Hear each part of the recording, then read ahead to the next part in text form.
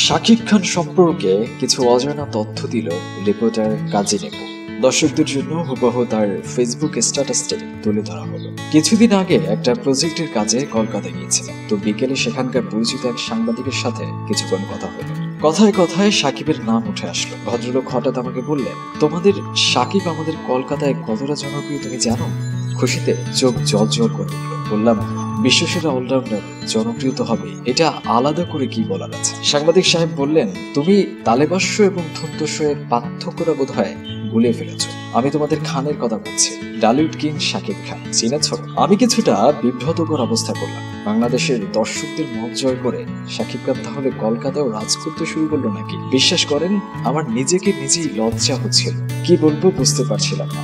গর্বে বুকটা ভরে উঠল। আমি নিজেকে সামাল দিয়ে বললাম, আপনি কি জানেন? তারপর ভদ্রলোক বললেন, লাস্ট এক যুগ ধরে শাকিব খান একাই বাংলা চলচ্চিত্রকে টেনে এত দূর নিয়ে এসেছে। তাকে না চিনার কি আছে? আমার দেশের কেউ হিরো হতে চাইলে সে শাকিবের মতোই হতে চায়। শাকিব একা যে পরিমাণ দর্শক নিতে পারে, দেশের পুরো চলচ্চিত্র ইন্ডাস্ট্রির সবাই মিলেও তার 3 ভাগের 1 ভাগ দর্শক হলে নিতে পারে না। সাংবাদিক সাহেবের কাছে বিদায় নেব। ভদ্রলোক বললেন, দাদা, রত্ন পেয়েছেন, এটাকে যত্ন করে রাখবেন।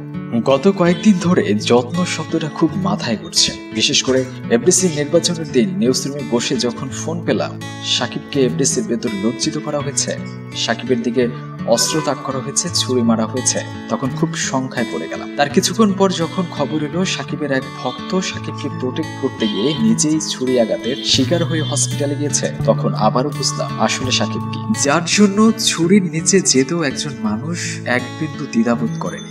সাকিবের বিরুদ্ধে যে একটা ষড়যন্ত্র হচ্ছে তার রেশটা বেশ কিছুদিন আগে থেকেই পাওয়া যাচ্ছিল। ধরে নিয়েছিলাম সামনে যেহেতু শিল্পী সমিতির নির্বাচন, 2-1টা অনাকাঙ্ক্ষিত ঘটনা ঘটতেই পারে। এ ব্যাপারে আমার ছোট ভাইয়ের মতামত, মিডিয়া ভদ্রলোকের জায়গা, তাদের নির্বাচনে মারামারি কাটাকাটি হয় না। এখানে যারা থাকে সবাই ভদ্র। তার ধারণাটা একদমই ভুল প্রমাণিত হবে। এফডিসি এখন একদল অস্ত্রধারী সন্ত্রাসীদের দখলে। সাকিবের বিরুদ্ধে যেসব তথাকথিত নায়কেরা উঠে পড়ে লেগেছে তাদের ব্যাপারে অন্তত একটা লাইন না বললেই নয়। এই সাকিব যতগুলো হিট সিনেমা উপহার দিয়েছে সেই পরিমাণ দর্শকও এইসব তথাকথিত নায়কদের ছবি দেখতে সিনেমা হলে যায় না। আর সমস্যাটা ঠিক ওই জায়গায়। সাকিব থাকলে সিনেমায় ওদের ভাত হবে। একসময় দেখা যাবে তারা সার্কাসের প্রোগ্রামে গিয়ে নাচতেছে। শেষ কথা বলে যেতে চাই, শেষ কয়েক বছর যাবৎ বড় বড় ইস্যুগুলোতে সবার আগে ফেসবুকে প্রতিবাদের ঝড় উঠেছে। এই ঝড় গিয়ে নেমেছে রাজপথে। হোম পেজে এক নজর তাকালেই বোঝা যায় আজ অনলাইনে সাকিবের পক্ষে ভক্তদের যে পরিমাণ ঝড় উঠেছে।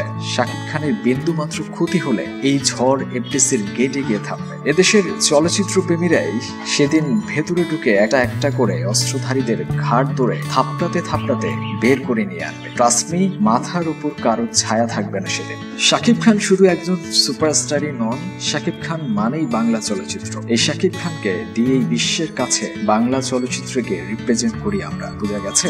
শাকিব ভক্তরা এফডিসির গেট পর্যন্ত গিয়ে দাঁড়ালেই কিন্তু সব গেল ক্ষত। বিনোদন জগতের যে কোনো খবরাখবর পেতে আমাদের মিডিয়া নিউজ 24 চ্যানেলটিকে সাবস্ক্রাইব করুন। আর ভিডিওটি ভালো লাগলে লাইক, কমেন্ট, শেয়ার করতে ভুলবেন না। আজকের মতো বিদায় নিচ্ছি, আপনারা ভালো থাকবেন।